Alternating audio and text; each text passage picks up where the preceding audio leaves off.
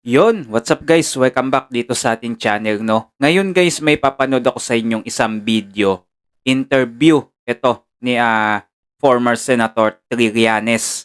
Dito kasi, nagsalita dito si Trillanes na etong mga DDS o yung mga bumoto nga daw dito kay Duterte ay nabudol. Sa tingin nyo, totoo kaya na nabudol mismo ang mga tao?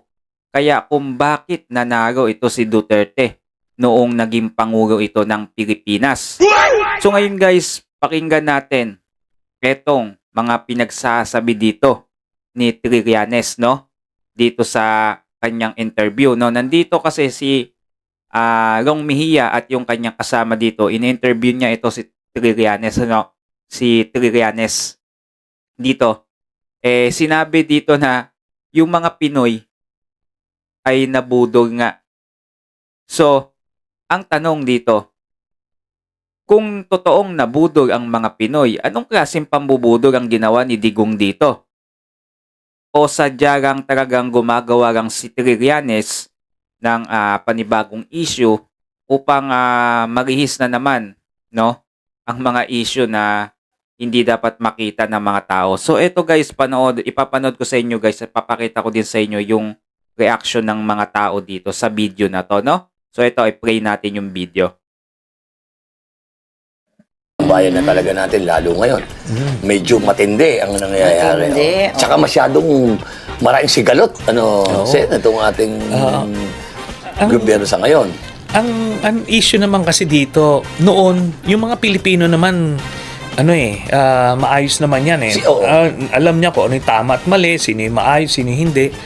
Pero kung sinong nagpasukan yung mga kandidato na mambubudol, yung nanluloko na talaga, hindi nila alam eh. Kasi kung ikaw kandidato, pangakuan ka ng 3 to 6 months, tatanggalin ko yung korupsyon, illegal drugs, saka kung ano man.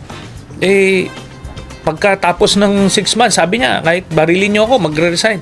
Nga naman, siyempre yung mga botante, sige nga, subukan natin. Yun. Pero after ng 3 to 6 months, lumala yung sitwasyon, nagpapatayan nga sa kalye. Ayan. Kayo ba guys, naniniwala ba kayo na gumaga ang patayan nung panahon ni Duterte? Nung sinasabi niyang 3 to 6 months yung mga pinagbabawag na gamot at lahat ng illegal. Sa tingin niyo ba gumaga? Kayo na magpatunay. Kung totoo tong sinasabi ni Trillanes dito, no? Na lalong gumaga daw yung mga patayan, yung mga masasamang tao, hindi naman natin naramdaman yung ganyan, di ba? Tagaiwas sa sinasabi nito ni Trillanes, mas gumanda nga ang bansa natin at mas tumahimik nga eh. Yung pinagsasabi nito ni Trillanes na, gumaga, kahit sabihin natin hindi man nasawata ni Duterte yung mga adik at yung mga gumagamit ng illegal na pinagbabawag na gamot sa loob ng 3 to 6 months, talagang hindi talaga kinaya yan ng Duterte admin.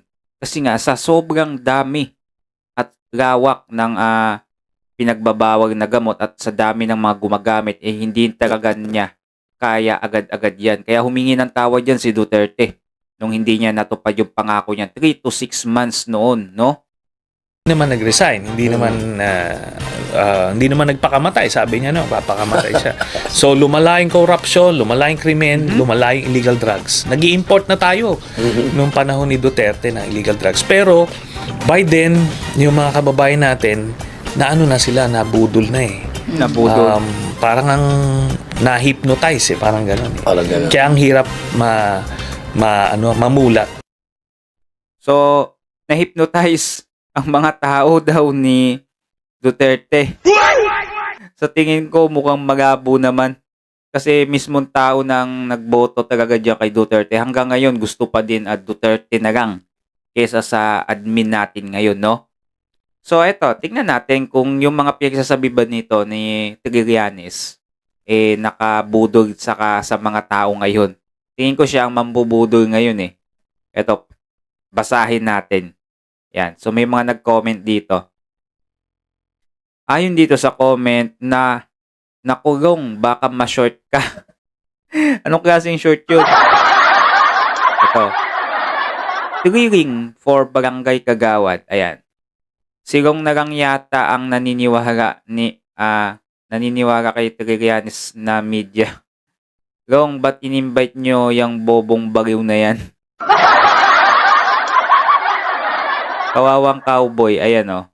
GG ka Trillanes, wala kang evidence para sabihin mo na nag-export ng pinagbabawag na gamot. GG, sira ulo ka.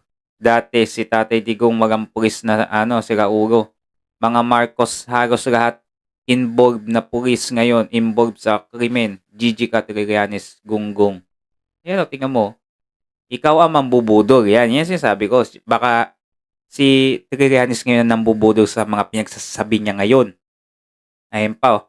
Wag mong ibay ng istorya, bugok walang maniniwala sa'yo, utak diris ka talaga. Ayan, ayun o, ang daming galit kay Trillanes. Mismong taong bayan na nag-ano dyan, nagsasabi sa kanya, ayan o, di mo lang matanggap, di mo mauto, Pilipino. Kasi alam niya na Judas Barabas kang hayop ka. Kung maaalala ninyo guys, nagalit yan si Trillanes dahil nagkita yan sila ni Duterte. Gusto yata nito ni Trillanes na maging busy yan. Ayaw ni Digong. Kaya galit na galit at gigil na gigil yan siya ngayon kay Duterte. Kaya yan, isa yan sa number 1 enemy ni Duterte, si Trillanes. Kaya gustong-gusto yan at tuwan-tuwa yan na nasa ICC yan si Duterte. Ayan, gagawang masisira ulo nito pag si Sara Duterte na ang Pangulo. Nako, matik yan. Gagot yan. Takbo na lang, sayang talino mo. Bugok, mga waste of time, pinagsasabi nyo, naniniwala pa ba kayo sa sinasabi niyan? Ayaw paniwalaan at lahat bash kay Trillanes. Haha, walang nabudol nun. Last election, ayan nagkwentuhan na lang ng walang katorya-torya. Ayan, wala naniniwala sa'yo. Halos negative lahat yung dito kay Trillanes, kape na lang ordering mo, no? Ayan, you are the one. Ayan. So, sabi ko sa inyo guys, no? Hindi paniniwalaan niya ng taong bayan na nabudog. Pwede pa sabihin niya na si Marcos ang nambudog. Pwedeng paniwalaan ng taong bayan yan. Pero kung sabihin niya na mga tao binudog ni Duterte, naku, magabo. Magabo yan na mabudog ni Duterte mga tao. Kasi si Duterte, pinili ng tao yan upang maging presidente. Siya talaga, no? Na may kamay na bakal. So, ano masasabi ninyo guys? Comment down below kayo sa video natin kung nakaabot kayo dito. Baka pwede naman ako makisuyo na mag-subscribe at i-hit ninyo notification bell, no? Nang sa ganun, lagi kayong updated sa mga susunod pa nating mga video.